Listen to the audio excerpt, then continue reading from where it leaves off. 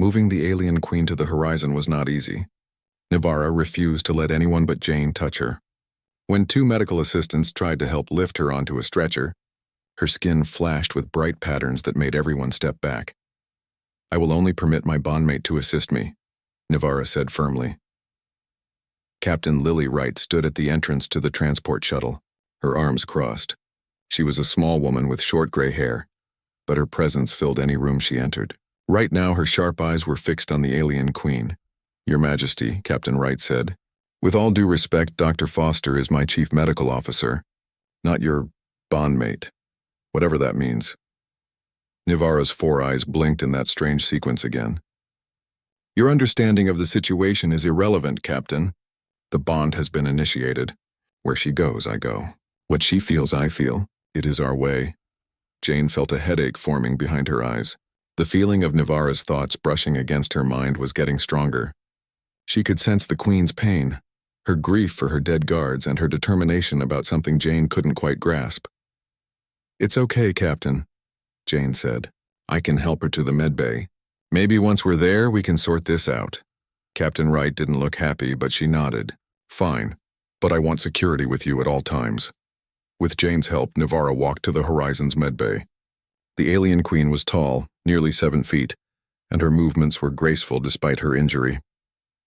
The crew members they passed in the corridors stopped and stared. Most had never seen an alien before, let alone one so striking. In the medbay, Jane helped Nivara lie face down on the examination table. The wound on her back was still oozing that strange glowing blue substance. "I need to clean this properly," Jane said, reaching for her instruments. "It might hurt. Pain is irrelevant," Nivara replied. "But there is something you need to know. The wound is not just an injury," Jane paused. "What do you mean?" "Look deeper." Jane carefully wiped away some of the blue fluid and looked closer at the wound. There, embedded within the flesh, was something solid. It glinted under the medbay lights. "There's something in here," Jane said, surprised. "Some kind of crystal?" "A data crystal," Nivara confirmed. "It contains information vital to my people's survival. I hid it within my own body when the Vorathi attacked. Only a bondmate can safely extract it." Jane looked up at Mona, who stood guard by the door. "I need to get this out of her. It's probably causing most of the pain and preventing the wound from healing." Mona nodded but kept her hand near her weapon. She didn't trust the situation, and Jane couldn't blame her. Using her finest instruments, Jane carefully worked to extract the crystal. It was about the size of her thumb, clear but with swirls of color moving inside it like oil on water. As she pulled it free, Nivara let out a soft sound, somewhere between pain and relief. "Thank you," the Queen said. "Now it must be decoded. We have specialists who can—" Jane began. "No," Nivara interrupted. "Only you can decode it. The bond allows it." Captain Wright had entered the medbay and heard this exchange. "What exactly is on that crystal, Your Majesty?" Nivara's eyes turned to the captain. "Information about my people, our worlds, our defenses, and the reason the Vorathi want us destroyed." "Which is?" Captain Wright pressed. "We are telepathic," Nivara said simply. "The Vorathi fear what they cannot understand. They believe we will read their minds and use their secrets against them." "Can you?" Jane asked. "Read minds, I mean." "Not as you imagine it," Nivara explained. "We can only form true mental connections through the bonding process. What you and I are experiencing now, and that requires consent and physical contact. We cannot simply invade thoughts." Jane felt something warm flow through her mind like sunshine. A feeling of gratitude from Nivara. "My people believe in connection, not conquest," the Queen continued. "The Vorathi misunderstand us. They fear us because they would use such abilities for domination if they had them." Captain Wright didn't look convinced. "And this bond between you and Dr. Foster? What exactly does it mean for her?" "It means we are connected. In your terms, perhaps, when engaged." Nivara's upper eyes seemed to crinkle in what might have been amusement. "The first bond is like a promise. It can be broken, though not easily. If completed, it would make us what you might call spouses." Jane felt her face grow hot. "I didn't agree to that." "You acted out of compassion," Nivara said softly. "That is why you were chosen. The bond would never have formed if you were not compatible." "Chosen?" Captain Wright's voice sharpened. "Are you saying this wasn't an accident?" Before Nivara could answer, the ship's alarm sounded. Captain Wright rushed to the communication panel. Bridge, report. The voice of the navigation officer came through, tense and quick. Captain, 3 ships just appeared at the edge of the system. Configuration unknown, but they're heavily armed and moving fast. Nivara's skin paled to a lighter blue. The Varathi. They've found us. How? Captain Wright demanded. Did you lead them here? No, Nivara said. But they want what I carry. She looked at the crystal in Jane's hand. That contains the coordinates of all hidden Kalian outposts. The locations of millions of my people who fled the initial attacks. If the Varathi get it, they will find and destroy them all. Captain Wright's face hardened. We're a research vessel, not a warship. We can't fight 3 battle cruisers. You don't need to fight, Nivara said. You need to run. The crystal must not fall into their hands. The captain gave quick orders over the communication system, then turned back to them. We're going to try to outrun them. Dr. Foster, secure the Queen in that crystal. After the captain left, Jane helped Nivara sit up. The wound looked better already, slowly closing at the edges. Your healing ability is remarkable, Jane noted. It is enhanced by the bond, Nivara said. Your life force strengthens mine. Jane wanted to ask more questions, but exhaustion suddenly hit her. It had been hours since the alarm first sounded, and the stress of everything was catching up to her. You need rest, Nivara observed. I'm fine, Jane insisted, but a yawn betrayed her. Sleep, Nivara said. I will watch over you. The bond will be stronger after you rest. Jane didn't want to leave the Queen alone, even with guards outside the door. Instead, she moved to a nearby medical bed and lay down, keeping the crystal secure in her pocket. Just a short nap, she murmured. As Jane drifted off to sleep, she began to dream. But these weren't ordinary dreams. She saw stars she'd never seen before, felt the warmth of 2 suns on her skin. She walked through cities with towering crystal spires and gardens that grew in spirals toward the sky. She felt the weight of a circlet on her brow and the responsibility of millions of lives. Nivara's memories, Jane realized. She was seeing the Kalian homeworld through the Queen's eyes. Then the dreams darkened. Ships appeared in the sky, black and angular, so different from the smooth curves of Kalian design. Fire rained down. The beautiful crystal cities shattered. People ran, their forearms reaching for loved ones, their voices crying out in a language Jane somehow understood. Jane felt Nivara's pain, her determination to save her people, her desperate plan to hide crucial information within her own body and seek help from a species the Varathi would not expect, humans. And underneath it all, Jane felt something else flowing from Nivara's mind to hers, something warm and bright that Jane wasn't ready to name, something that made the bond between them feel less like an accident and more like destiny. Jane Foster checked her medical supplies one more time as the night cycle lights dimmed on the starship horizon. Everything was in its place, as always. She liked order. It helped her think clearly when emergencies happened. And in space, emergencies always happened when you least expected them. She was about to head to her sleeping quarters when the alarm sounded. The sharp beeping echoed through the medical bay. Jane's heart jumped. She rushed to the communication panel on the wall and pressed the blinking button.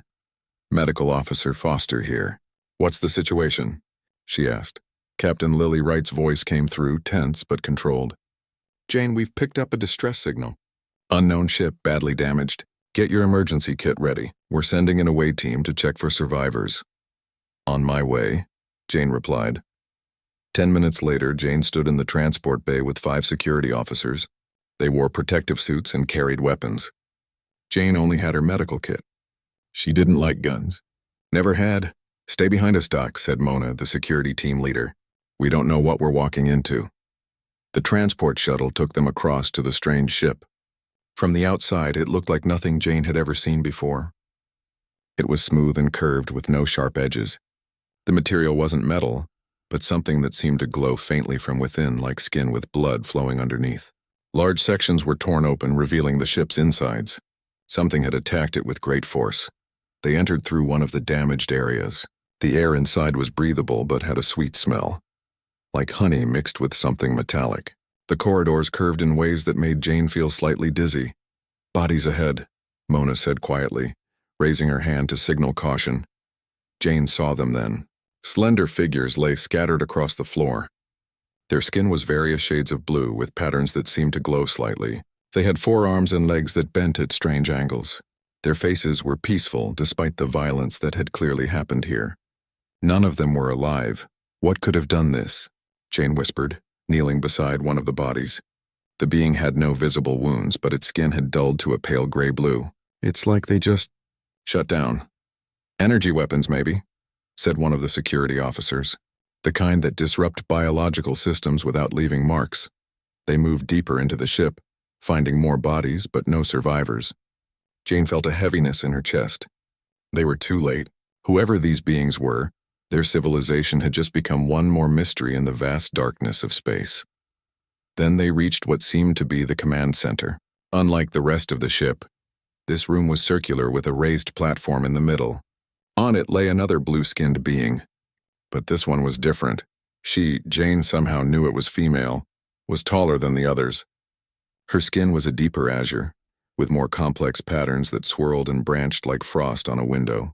A circlet made of crystal-like material rested on her brow, and most importantly, her chest moved slightly with shallow breaths.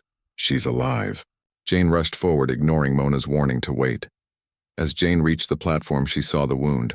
A deep gash ran across the being's back, cutting through the beautiful patterns. Instead of blood, a thick blue liquid that glowed like phosphorus oozed from the wound. Without thinking, Jane opened her med kit and pressed a clotting pad against the wound. The blue substance immediately began to slow its flow. Jane felt relief wash over her. She could save this one, at least. Then, without warning, the being's eyes opened. All four of them. 2 large ones where human eyes would be, and 2 smaller ones above them, slightly to the sides. They were a striking violet color that seemed to glow from within. Those eyes focused immediately on Jane, with an intensity that made her freeze in place. The being spoke, her voice surprisingly deep and resonant with perfect clarity. "You shouldn't have done that," she said in English that Jane could understand perfectly. Jane blinked in confusion. I was trying to help." "You're injured. Only a mate may touch the wound of a Kalian queen," the being said. There was no anger in her voice, only a statement of fact. "You have initiated the first sacred bond." Jane didn't understand, but she didn't remove the pad from the wound. "I'm Jane Foster, medical officer from the Earthship Horizon. We responded to your distress signal."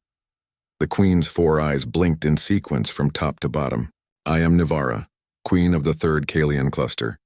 My ship was attacked by the Vorathi Imperium. My guards. They are all dead?"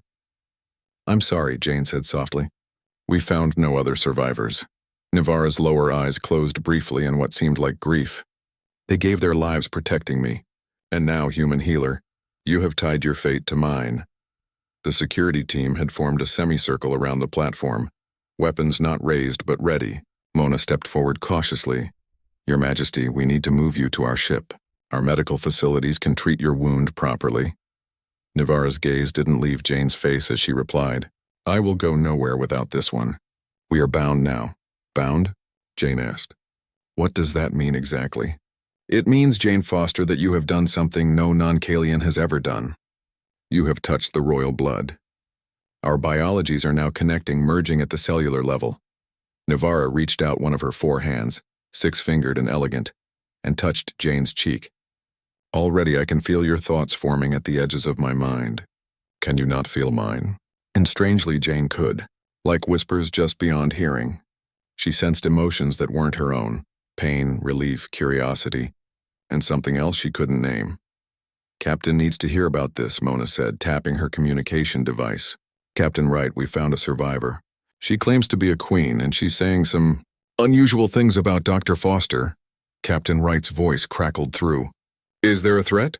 Mona looked at Jane and Nivara, still connected by Jane's hand on the Queen's wound and the Queen's hand on Jane's face. "Unknown, Captain. But it's definitely first contact situation protocol now." As the team prepared to transport Nivara to the horizon, Jane couldn't shake the feeling that everything had changed.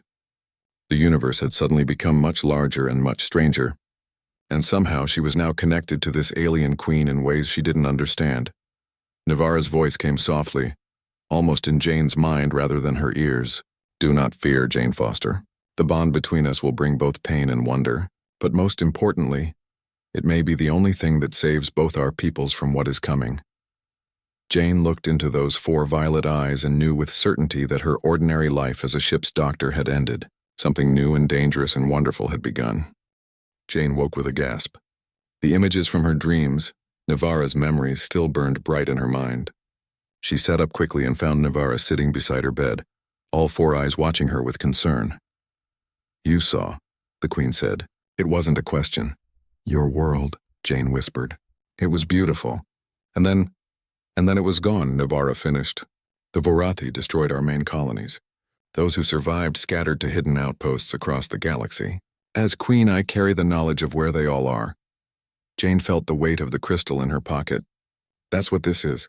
A map to your people. Yes, and more. It contains our history, our science, everything that makes us who we are." Navara's lower eyes closed briefly. "I am the last of the royal line. If I die, much of our knowledge dies with me." The ship suddenly lurched to one side. Jane nearly fell off the bed, but Navara caught her with two of her forearms. The touch sent a jolt of electricity through Jane's skin. Captain Wright's voice came over the communication system. "All personnel, secure stations. Evasive maneuvers in progress. We have 3 Vorathi warships in pursuit." Jane looked at Navara. "We need to decode that crystal." "Maybe there's something on it that can help us," Navara nodded. "There is a data terminal in this room?" Jane pointed to the medical computer station. "Will that work?" "It's designed for human technology. The crystal adapts to any technology. Another gift of my people." Navara stood and walked to the terminal. Her wound was now just a thin line on her back, almost completely healed. "Bring the crystal." Jane joined her at the terminal. She took the crystal from her pocket and held it uncertainly. "What do I do with it?" "Place it on the input surface. Then place your hand over it. Our bond will allow the data to flow through you." Jane did as instructed, placing the crystal on the flat scanner surface of the medical terminal. She hesitated before placing her hand over it. "Will this hurt?" "No," Navara said. "But it will deepen our connection." Taking a deep breath, Jane placed her palm over the crystal. Immediately, it began to glow brighter. Warmth spread up Jane's arm and into her mind. The terminal screen flickered, then filled with strange symbols that shifted and changed. "It's working," Navara said, her voice filled with relief. "The data is decoding." Jane could somehow understand the symbols, though she had never seen them before. It was like reading a language she had always known but forgotten until now. Maps, equations, historical records, they all flowed through her mind like water. "There's so much here," she murmured. "Focus on the Vorathi," Navara guided. "We need to know their weaknesses." Jane concentrated, and the data stream shifted. Now she saw images of the Vorathi ships, their designs, their weapon systems. Something caught her attention. "Their main ships are powerful, but their communication systems are vulnerable," she said, surprised at her own understanding. "If we could disrupt their ability to coordinate with each other." The ship rocked again, harder this time. The lights flickered. "Bridge to Medbay." Captain Wright's voice came through, tense and hurried. "They're gaining on us. Our engines can't outrun them. We need options now." Jane pressed the communication button. "Captain, I've decoded some of the crystal. The Vorathi ships have a weakness in their communication systems. If we could jam their frequencies, they wouldn't be able to coordinate their attack. Can you give that information to our tactical officer?" "Yes, sending it now." Jane wasn't sure how she did it, but somehow she transferred the relevant data from the crystal through the terminal to the bridge. "Good work, Dr. Foster. But we still need more time. Even with their communications disrupted, one warship is more than a match for us." Navara, who had been silent during this exchange, suddenly spoke. "Captain, there may be another option. My royal vessel, though damaged, its defensive systems may still be operational." "Your ship is dead in space," Captain Wright replied. "We couldn't even get its engines online." "The weapons and shield systems have separate power sources," Navara explained. "They are designed to function even if the main ship is disabled. But they can only be activated by Kalian royalty." She paused. "Or their bondmates." Jane looked at Navara in surprise. "You think I could activate your ship's defenses?" "Yes. Through our bond, you have been given access to Kalian royal protocols. It is how you can read the crystal." Captain Wright's voice came back, urgent. "If there's any chance this could work, take it. We're sending a shuttle back to the Kalian vessel.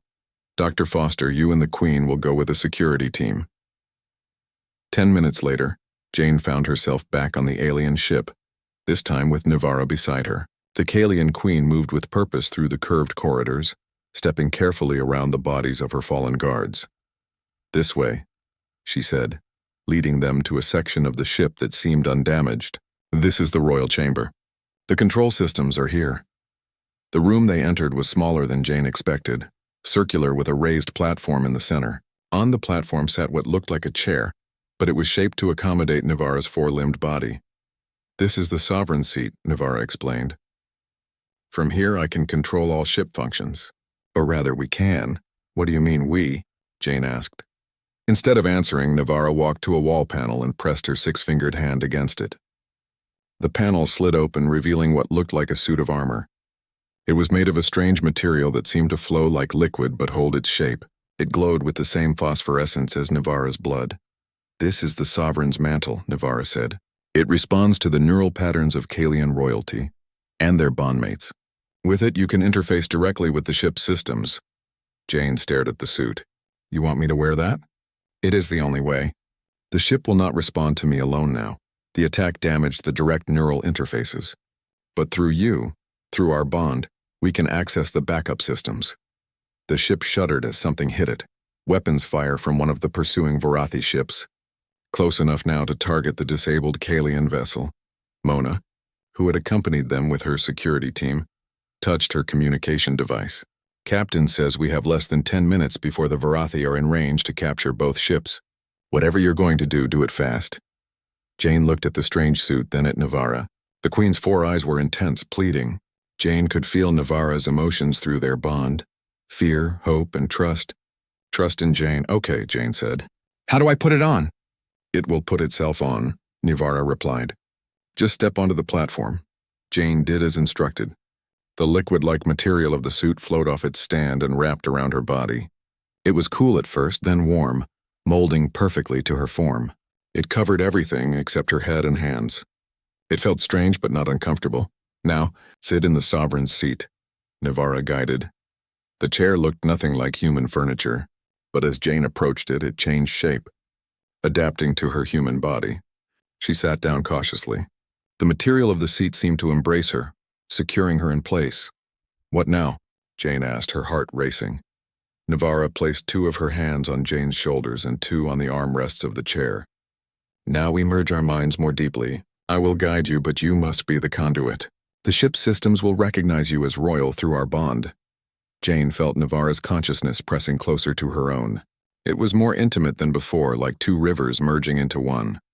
Jane's thoughts and Navara's began to flow together, still distinct but no longer separate. The suit began to glow brighter, pulsing in rhythm with Jane's heartbeat. The platform beneath them hummed to life. Screens of light appeared in the air around them, showing the space outside the ship.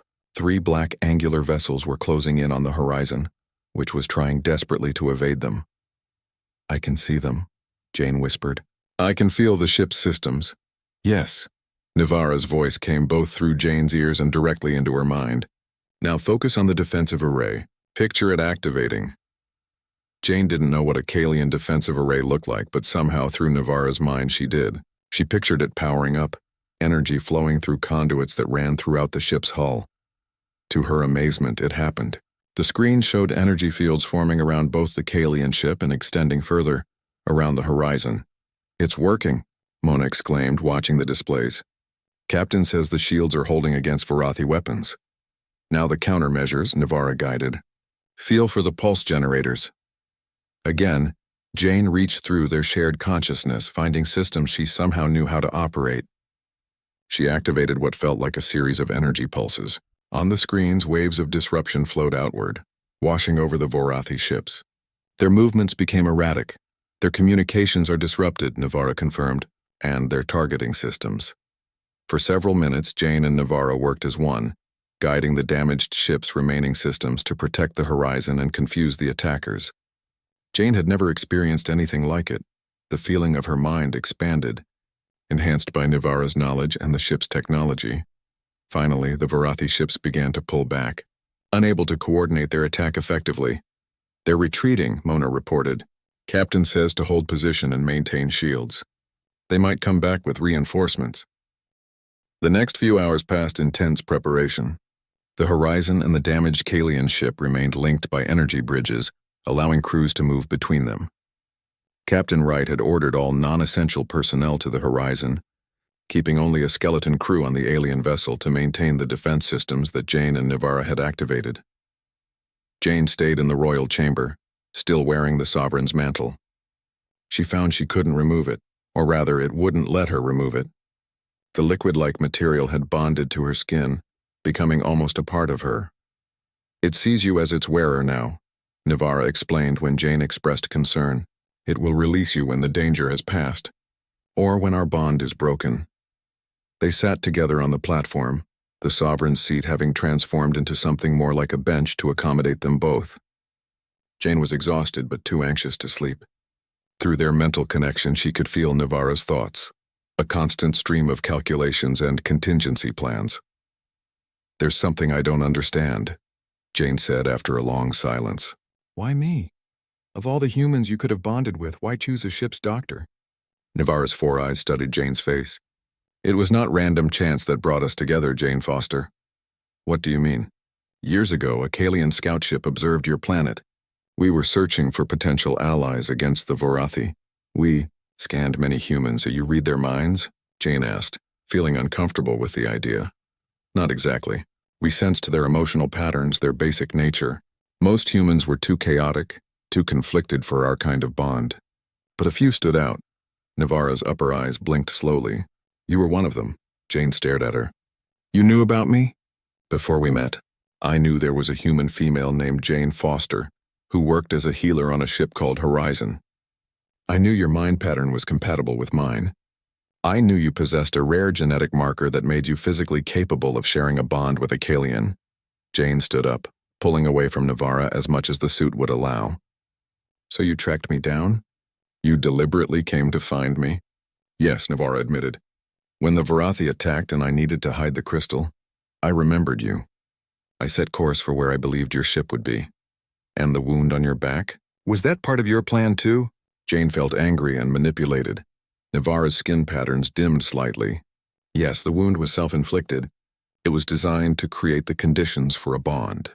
I needed someone who would help me without hesitation, someone compassionate enough to act before thinking of consequences." "You used me," Jane said, the words bitter in her mouth. "No," Nivara replied firmly, standing to face Jane.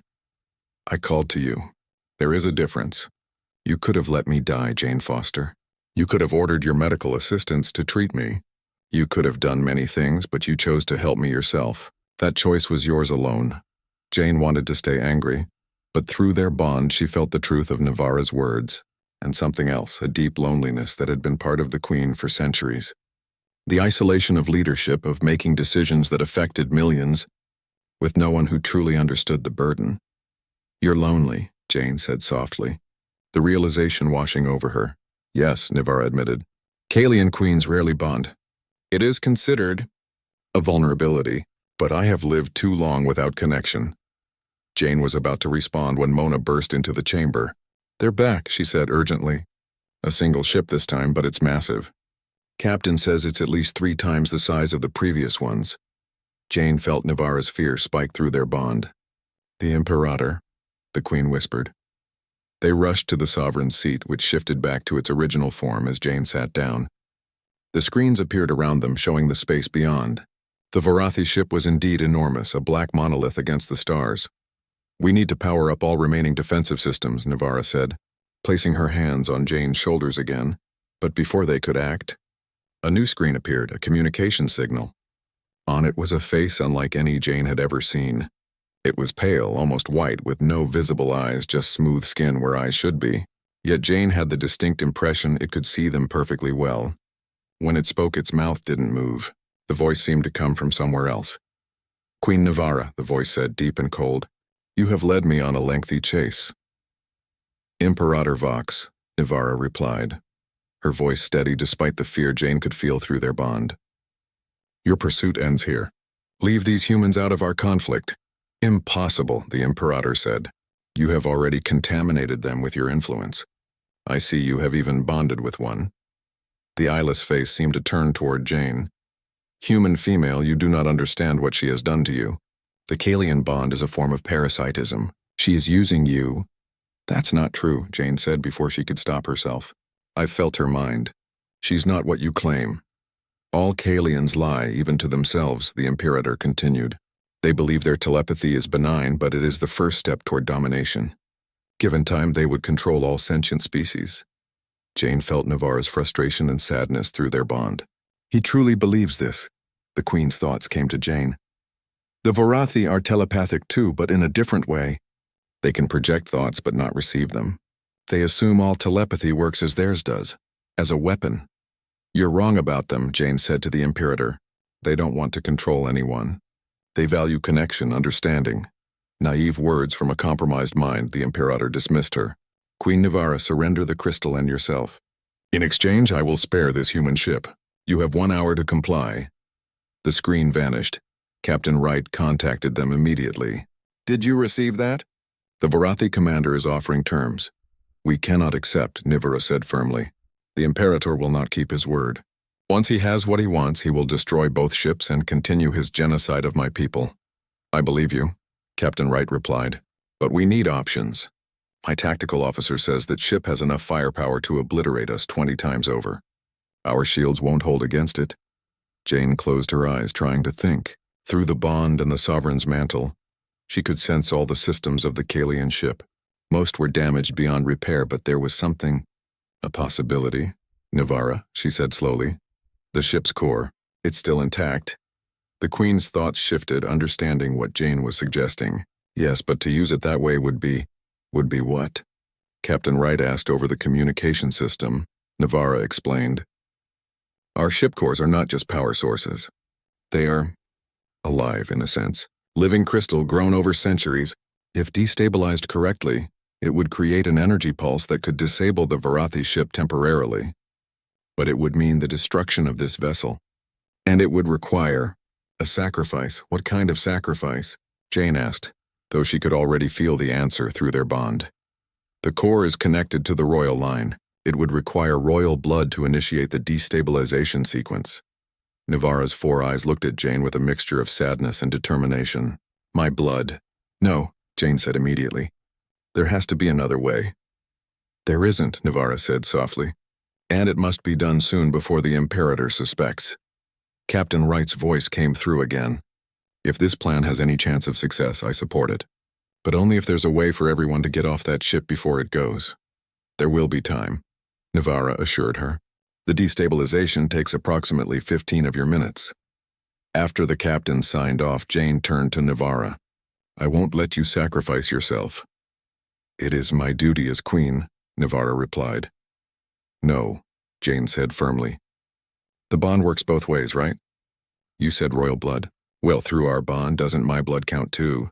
Navarra's skin patterns flashed with alarm. Technically, yes, but I would never ask that of you. You're not asking. I'm offering. Jane stood up, the Sovereign's mantle glowing brighter as her determination grew. Your people need their queen, and I'm just one human doctor. You are far more than that, Navarra said, her voice intense. You are my bondmate, the first non-Kalian to ever share a queen's mind. You matter, Jane Foster. Jane felt warmth flow through their bond, something more than just Navarra's thoughts or emotions, something deeper. I chose you because your mind was beautiful, Navarra continued. Compassionate, brilliant, brave. I did not expect to feel what I now feel for you. Jane suddenly understood what that warm current flowing between them was. Not just connection, but affection. Perhaps even love. There must be another way, Jane insisted. You said the core responds to royal commands. Through our bond, I have access to those commands. What if instead of destabilizing it, we could repurpose it? Use its energy not to destroy but to communicate? Communicate. With the Vorathi? Navarra seemed confused. No, with the Kalians. Jane's mind was racing now. You said there are outposts scattered across the galaxy. What if we could send a signal to them? Call for help? The nearest outpost is too far, Navarra said. They could never reach us in time. But what if we don't need them to reach us? What if we just need them to create a diversion? Jane's excitement was building. If multiple Kalian outposts activated their communication systems at once aimed at the Vorathi homeworld, time was running out. The Vorathi Imperator had given them 1 hour, and nearly 40 minutes had already passed. Captain Wright had ordered most of the crew back to the horizon, keeping only a small team on the Kalian ship to help Jane and Navarra with their plan. Jane stood in what Navarra called the heart chamber, deep within the damaged vessel. Here the curved walls glowed with a soft blue light that pulsed like a heartbeat. In the center of the circular room floated a massive crystal, similar to the small one Jane had extracted from Navarra's wound, but 1,000 times larger. It rotated slowly, swirls of color moving within its clear structure. The core crystal, Navarra said reverently, the living heart of our ship, grown over generations from the royal lineage. It's beautiful, Jane whispered. The sovereign's mantle she wore seemed to pulse in rhythm with the crystal, as if they recognized each other. Navarra led Jane to a raised platform beneath the floating crystal. From here, we can interface directly with the core. The suit will help channel your thoughts, and our bond will provide the authentication the core requires. Jane felt nervous but determined. What exactly do I need to do? We will both place our hands on the interface. You will hold the data crystal. Our minds will merge more completely than before, and together we will command the core to transmit the crystal's data to all Kalian outposts. And that will trigger the distress signal? Yes, every outpost will simultaneously broadcast toward the Vorathi homeworld, creating the illusion of an impending attack. Navarra's 4 eyes were intense. But Jane, you must understand. This level of bond, it is not easily reversed. We will share more than thoughts. Memories, emotions, the very essence of who we are. Jane took a deep breath. I understand. And I'm ready. Mona approached them, her expression serious. Captain says we have 20 minutes before the Imperator's deadline. After that, he'll open fire. That should be enough time, Navarra said. But you and your team should return to the horizon now. Once we begin, we cannot be interrupted. Mona nodded. Good luck, Dr. Foster. She gave Jane's shoulder a brief squeeze before leading her team out of the heart chamber. Alone now, Jane and Navarra stepped onto the platform. Above them, the core crystal's rotation sped up slightly as if sensing their presence. Take out the data crystal, Navarra instructed. Jane removed the small crystal from her pocket. It seemed to glow brighter in proximity to the core. Now place your free hand here. Navarra guided Jane's left hand to a smooth panel on the platform. Then she placed her own hands, all 4 of them, on the panel around Jane's. The moment they touched the panel together, Jane felt a surge of energy through the sovereign's mantle. The suit glowed brighter, its liquid-like material flowing more actively across her skin. Close your eyes, Navarra said softly. Let your mind open to mine. Jane closed her eyes. Immediately, she felt Navarra's consciousness pressing closer than ever before. This time, she didn't resist. She allowed the Queen's thoughts to flow into her own, merging, blending until it became difficult to tell where Jane ended and Navarra began. Through their deepened bond, Jane saw Navarra's life unfold, centuries of existence, the weight of leadership, the loneliness of the crown. The Queen had ruled for over 300 years, watching generations of her people live and die while she remained, preserved by the royal lineage's extended lifespan. She felt Navarra's pain when the Vorathi attacks began, her desperate attempts at diplomacy, the crushing responsibility of evacuation orders that scattered her people across the galaxy, and she felt Navarra's wonder when she first discovered humans, a species capable of bonding with Kalians, despite their biological differences. The hope that perhaps finally there might be true allies in the fight against extinction. In turn, Jane knew that Navarra was experiencing her memories, a childhood on Earth, the death of her parents in an accident, her determination to heal others so no one would feel the loss she had felt, her years of medical training, her decision to join a deep space mission, seeking new horizons and perhaps a purpose beyond the familiar boundaries of human medicine. We are alike, Navarra's voice came, both in Jane's ears and directly in her mind. Both healers, both seekers, both alone. Not alone anymore, Jane replied, the words forming in her thoughts rather than on her lips. The core crystal above them spun faster, responding to their merged consciousness. The data crystal in Jane's hand began to vibrate, its glow intensifying. Now, Navarra guided. Picture the crystal's data flowing into the core. See it spreading to every Kalian outpost. Jane concentrated, visualizing what Navarra described. In her mind's eye, she saw the information contained in the small crystal, maps, coordinates, historical records, flowing upward into the massive core crystal. Then she saw beams of light extending outward from the core, reaching across vast distances of space to connect with similar crystals on distant worlds. Through their bond, she felt Nivara adding her own mental commands, the royal authorization that would authenticate the transmission. The heart chamber filled with light as the core crystal's rotation became a blur. Jane felt power surging through the sovereign's mantle, through her body, through their bond. It was overwhelming, exhilarating, and terrifying all at once. Then suddenly it was done. The core's rotation slowed. The light dimmed to its previous gentle glow. But the bond between Jane and Nivara remained deeper than before, a permanent bridge between their minds. Jane opened her eyes to find Nivara's 4 eyes staring at her with wonder. "It is done," the Queen said. "The signal has been sent." "Did it work?" Jane asked, her voice hoarse. As if in answer, the communication screen appeared above them. Captain Wright's face looked both worried and hopeful. "Whatever you did caused quite a reaction," she said. "The Varathi ship just received some kind of transmission. They're powering up engines." Jane and Nivara rushed to the nearest viewing screen. The massive Varathi ship was indeed changing position, turning away from the horizon. "They're leaving?" Jane asked, hardly daring to believe it. "Not yet," Nivara said, her tone cautious. "The Imperator is suspicious. He knows this could be a trick." On another screen, the Imperator's eyeless face appeared again. "A clever maneuver, Queen Nivara," he said, his voiceless speech somehow conveying anger. "But futile. Your scattered outposts pose no real threat to the Varathi homeworld." "Perhaps not," Nivara replied. "But are you willing to take that chance?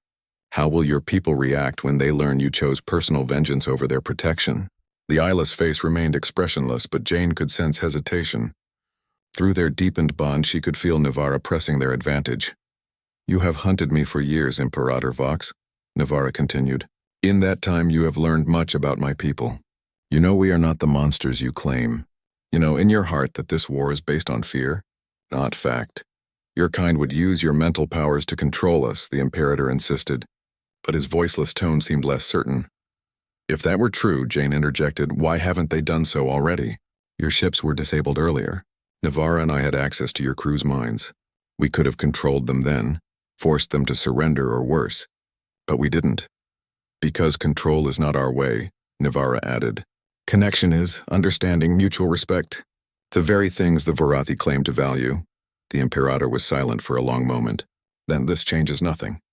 The threat your kind represents is a threat you created in your own mind?" Nivara interrupted. "I offer you a choice, Imperator. Continue this genocidal path and face the judgment of history, or take the first step toward peace." Jane could feel Nivara's mind reaching out, not to control but to reveal, showing the Imperator glimpses of Kalian culture, history, values, the truth behind the fear, and through their bond, Jane added her own perspective, the human view of this conflict, the recognition of the Varathi's fear, because humans had experienced similar fears throughout their history. The understanding that fear, when confronted with compassion, could transform into something better. The Imperator remained still, his eyeless face impossible to read. But something in his posture seemed to shift. "You have 1 solar cycle," he finally said. "1 day to prove that this is not a deception. If there is no attack on the Varathi homeworld as you claim there will not be, we will speak again." The screen went dark. Jane and Nivara looked at each other, hardly daring to believe this small victory. "Is it over?" Jane asked. "Not over," Nivara replied, "but perhaps beginning. The beginning of understanding." Captain Wright's voice came through again. "The Varathi ship is moving away, maintaining distance but not leaving the system entirely. I'd call that progress." Jane felt relief wash over her, but also exhaustion. The deepened bond, the interface with the core crystal, the intense mental effort, it had all taken a toll. She swayed slightly on her feet. Nivara caught her with all 4 arms, holding her steady. "Rest now," the Queen said gently. "You have done more than enough." As Nivara helped Jane back to the royal chamber, Jane became aware of a change in the sovereign's mantle. The liquid-like material was loosening its hold on her skin, becoming more flexible. "The suit," Jane murmured. "It's different. It recognizes the completion of its purpose," Nivara explained. "And the near completion of our bond." "Near completion?"